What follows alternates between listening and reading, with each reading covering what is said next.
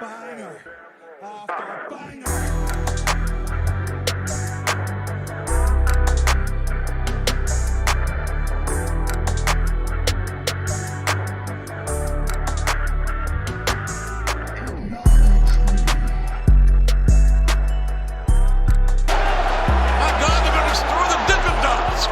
What's going on, guys? It's your boy Big Hero Chris back at you with another one. If you're new to the channel, go ahead and subscribe, give me a thumbs up, ring the notification bell, hit me up on Twitter, TikTok, the community post, social media, however you can get in contact with me, man. You already know the vibes.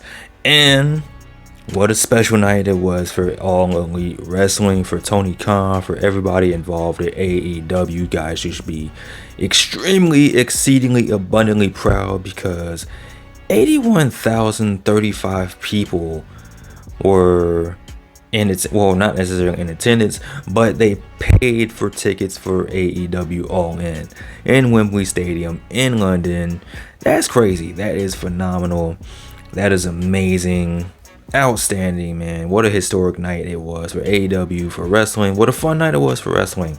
All In was an overall fun show, but you know how these things go. We can't just ever have a good day without having some type of drama for your mama. And of course, if there's drama in AEW, most likely it's involving CM Punk. So apparently, what had happened was there was a backstage altercation, surprise, surprise, between CM Punk and Jack Perry.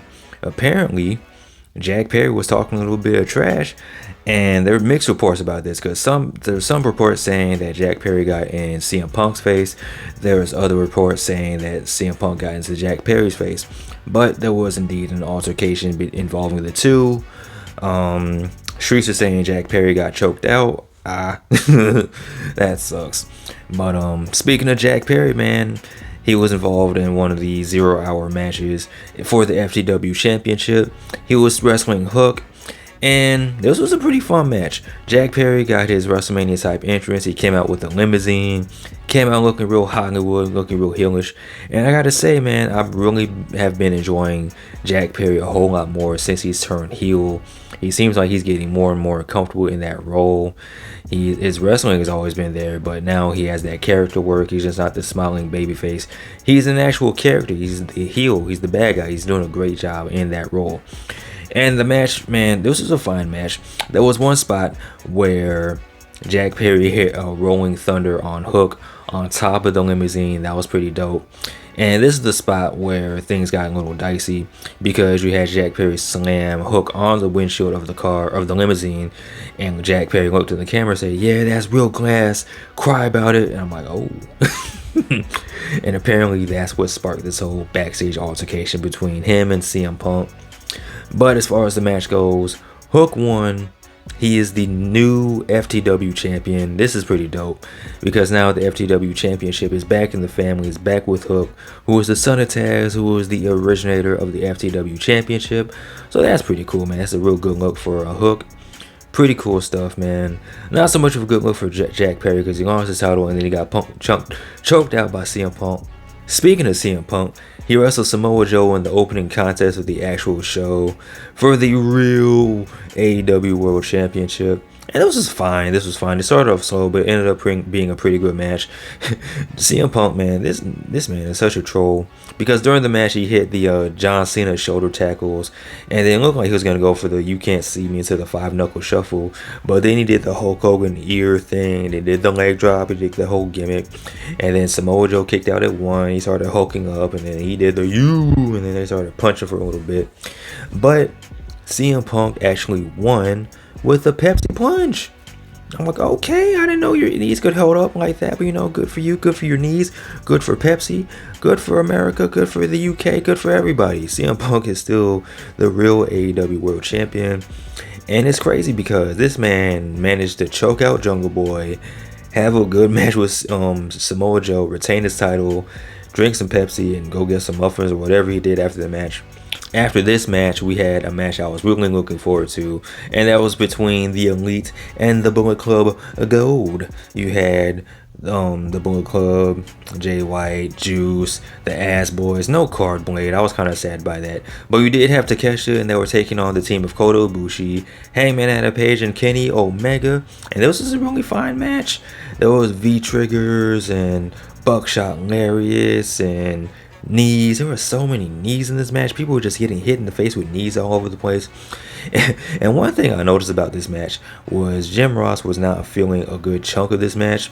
He wasn't feeling the whole Japanese fighting spirit spot where they stand in the middle of the ring and they just elbow each other in the face. JR wasn't feeling that. He wasn't feeling the fact that the referee lost control of the match midway. Wasn't feeling that. He was just like, man, he liked a lot of the competitors involved in the match. He just didn't like the way this match was handled. And, you know, JR is very old school. But the winners of this match was the Bullet Club, which I predicted. But the thing is, Takeshita beat Kenny Omega with a surprise roll-up. Kenny was hitting V-triggers on Juice and Jay White, and then Takeshita came out of nowhere and hit the surprise roll-up, and the crowd went silent. It was a hush fell across the arena. Shh. You could hear a cup of tea being dropped in the near distance, and someone went, bloody hell, bruv. So they were just shocked over the fact that Takeshita won. So this is going to set up the rematch between Kenny Omega and Takeshita at, I believe, All Out. So that should be a phenomenal match. But the Bullet Club Gold won. The Bang Bang Gang won. Shout out to you, Card Blade. They did it for you, buddy. The next match on the card was between the Young Bucks and FTR. And FTR actually won. They retained their titles. Good for them, you know, hooray. Go Jim Cornette or whatever. Go Bret Hart. Go CM Punk. So FTR held it down. The Elite, not so much. And then after the match, you had FTR extending the handshake of friendship and fellowship and sportsmanship. And the Young Bucks said, we don't want no parts of this, you family merchants. And then left. So I don't know if this is going to continue. Maybe they have a rematch at All Out. I don't know. But, you know, I wouldn't mind seeing FTR and Young Bucks go at it one more time for those tag team titles. Speaking of going at it, we had Stadium Stampede. And this was every bit as crazy as I thought it would be. There was forks and skewers and people wardrobe changes in the middle of the match, ladders and tables and Canadian destroyers and all types of crazy shit. There was a spot where I think it was Santana, he did a pile driver on Penta, and it looked like he was hurt for real because you had referees and the doctors saying, oh, we gotta check on him, we gotta check on him. I'm like, damn, Penta's injured, that's crazy. But this was all an angle. This was for him to do a wardrobe change to turn into Penta Dark. For what reason, I don't know. And the crazy thing is, the original gear he came out was black, and then he went and did his wardrobe change. He came out in red gear. I'm like, oh, you kind of had that backwards, but I digress.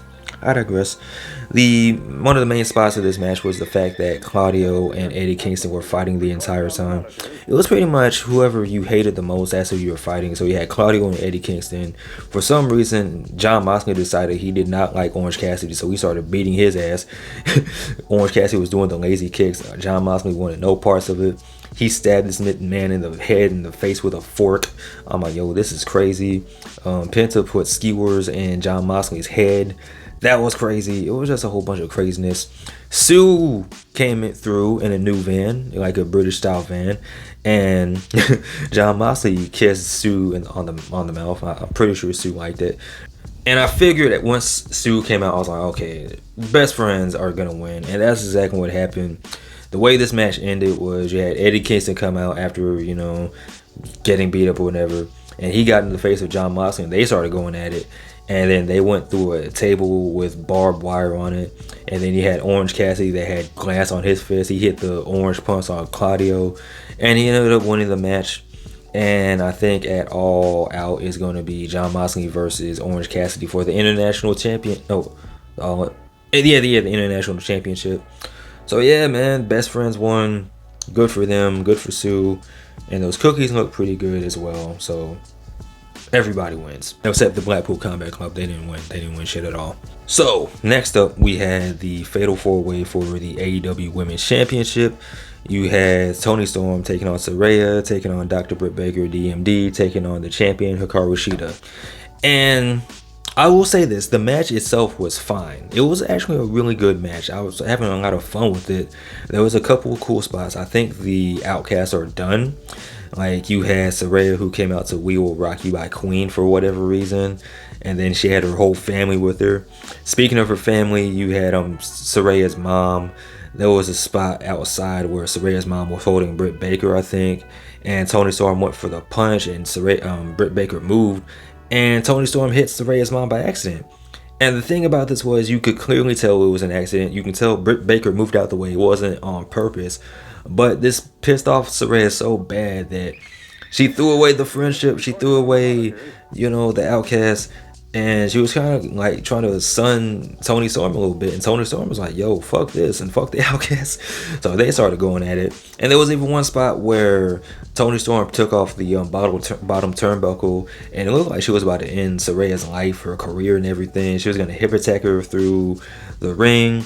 And then you had Ruby Soho come out. And then Toni Storm and Ruby Soho start fighting. I'm like, I'm not a fan of the outcome of the match, but I do like the fact that we don't have the Outcasts anymore, so there's that. So the Outcasts are no more, but we do have a new AEW Women's Champion in Saraya. And on one hand, it's cool because she got to win in England, her home country. Good for you, blah, blah, blah. But on the other hand, Shida kind of got screwed out of this because they mentioned on commentary that she's only been champion for 25 days. It wasn't even a full month. And the thing is, they took the title off Toni Storm to put it on Shida, to put it on Saraya. So I'm thinking, like, you could have done this another way. If you weren't going to have Shida be like a long-term champion, you could have just kept it on Toni Storm, and you could have had like a whole back and forth between Toni Storm and Saraya, and that could have built up to the Outcasts breaking up even more, and it wouldn't seem so out of nowhere. I know that they were fighting over the Women's Championship, but prior to this, they seemed cool, outside of the fact that Toni Storm had just lost her damn mind and thought she was Marilyn Monroe or whatever. But you could have done this a different way. But, I mean, the match happened, the outcome is what it is. Only time will tell if this will be a good reign or not, if it will be a good run, if this will help the women's division or not. So after this, we had the Coffin match. We had Swerve and Christian, the two most diabolical men in AEW, taking on the father and son's duo of Darby Allin and Sting. Speaking of Sting, man, Tony Khan, you crazy rich man, he flipped the bill, man. He paid off Metallica. Sting came out to Seek and Destroy by Metallica, and it took me back to the WCW days, man. I'm like, yo, this is awesome. Before the match even took place, I was like, yo, this is the greatest match ever, just because Sting came out to Seek and Destroy, and he had the Joker Sting face paint on, so that was pretty cool. So it was a combination of WCW and Impact, so that was cool. And then you had the face-off between Sting and Christian, and the crowd started chanting TNA, TNA, TNA. So that was pretty funny. And Sting and Darby Allin ended up winning the Coffin match. And, it was fine. It was a fun match. There was baseball bats and coffins, and Christian Cage tied up Darby Allin, and Darby Allin was hitting flips and moonsaults while his hands were tied behind his back, so that was pretty dope. I mean, I thought I seen everything with Orange Cassidy doing dives and flips with his hands in his pockets, but Darby Allin was doing all this with his hands tied behind his back, so that was pretty funny to see as well. After this, you had a match that was a whole lot better than a lot of people expected. You had Chris Jericho taking on Will Ospreay, and this match I wasn't expecting much, but I'm glad I lowered my expectations because this match over-delivered. Will Ospreay is probably one of the best wrestlers in the world right now, and Chris Jericho is still doing the damn thing at his age, and he was able to wind the clocks back a little bit. He was hitting Hurricane Ranas and looking like the old Chris Jericho, just a little filled out a little bit more. Of course, Will Ospreay was going to win. Even though Will Ospreay doesn't work for AEW, it was still cool to see Will Ospreay win this match. So now he can make a pretty good claim for him being the best wrestler in the world, because he beat Okada, he beat Omega, and he beat Chris Jericho in the span of 2 months. Is there anything Will Ospreay can't do? And after this, we had the match I absolutely had no care about at all. There was only one cool part, and that was the fact that the House of Black came out, and they had the cool entrance, and they paid tribute to Bray Wyatt had Buddy Matthews come out with the lantern and then laid it at the top of the ramp. So that was a pretty cool tribute to Brodie Lee, not Brodie Lee, but to Bray Wyatt. So that was pretty cool. And then you had the Acclaimed come out and they rapped and they said stuff and they made fun of the British people and they said words and shit.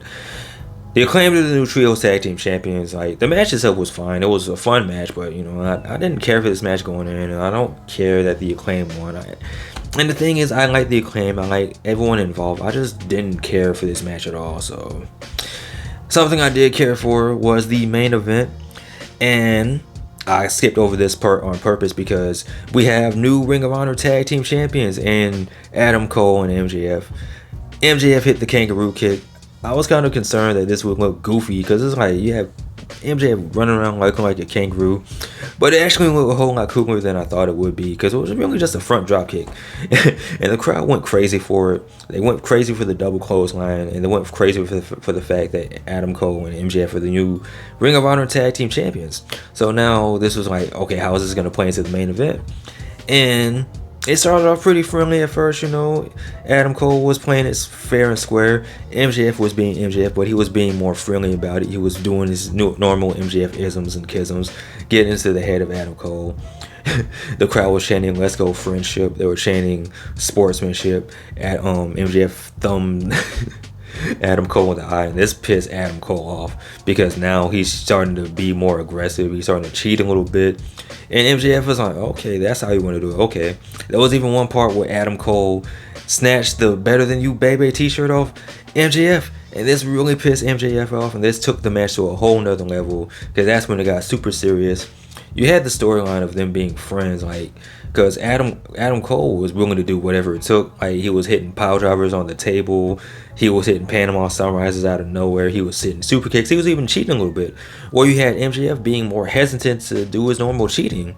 Like, there was one point where he was going to hit the pile driver on the table on Adam Cole, but he hesitated. There was even a spot where he was going to use the Dynamite Diamond ring, and he didn't. He put it back in his trunks. So MJF, he might be full-fledged babyface. And this match actually had two endings because they hit the double clothesline on each other at the same time, and they ended up pinning each other, and the match ended in a draw. And I was at home like, yo, what the fuck? There's no way that's how this match ends. And the crowd was chanting BS. They were chanting bullshit. Adam Cole was pissed, rightfully so. And then he got on the mic and said, look, MJF, 5 more minutes, Max. Give me 5 more minutes. And then MJF was like, no. This match deserves more than 5 minutes. We're gonna keep going until we get a winner in Wembley, and that's what happened. And then you had kind of their bloodline-ish things where they had the ref bump. You had them playing hot potato with the steel chair as to who was gonna get caught cheating with the steel chair first. You even had simp ass, neck brace ass, funny head looking ass Roderick Strong come out. He was cheating. He kicked MJF in the dick. And Adam Cole was like, no, Roddy, just get out of here, man. You messing everything up. Get out of here. And Roderick Strong walked away. And MJF ended up winning. He won with the surprise roll up on Adam Cole. And Adam Cole was hot. He was mad about this. He was playing the role with the heel a little bit. And then after the match, MJF was like, yo, man, listen. This could have went either way. We both could have won. You could have been champion. I could have been champion. This could have went either way. But we're still the Ring of Honor Tag Team Champions. And Adam Cole threw the titles out the ring. He was, man, fuck these titles. And MJF was looking like, oh. So it was never about friendship. It was just about the World Heavyweight Championship. If that's how you feel, man, just take the title. Matter of fact, go in and hit me in the face with the title. And he turned his back on Adam Cole. Similar to the way Adam Cole turned his back on MJF to have him hit him with the title. And then he had Roderick Strong come back again. He was like, do it, Adam. Do it. Hit him. Do it. I'm your best friend. And Adam Cole couldn't do it. The most powerful thing in this match was not the fact that he had 81,000 people cheering for this. The most powerful thing in this match was the power of friendship. And they ended up hugging it out after the match. Simp ass Roderick Strong just ran away, cried with the kingdom, and they hugged it out. And that's how All In ends, with two best friends who fought tooth and nail for the AEW World Championship, still the Ring of Honor Tag Team Champions, and most importantly, they're still friends. Because some people say the real heavyweight championship are the friends we've made along the way. So yeah, man, there we have it. All In was a phenomenal show. It was so much fun. I enjoyed it. It gets an honorary W. Let me know you guys' thoughts in the comment section below. Of course, as always, like, comment, and subscribe. You guys take care. Be easy. I'm out. Peace.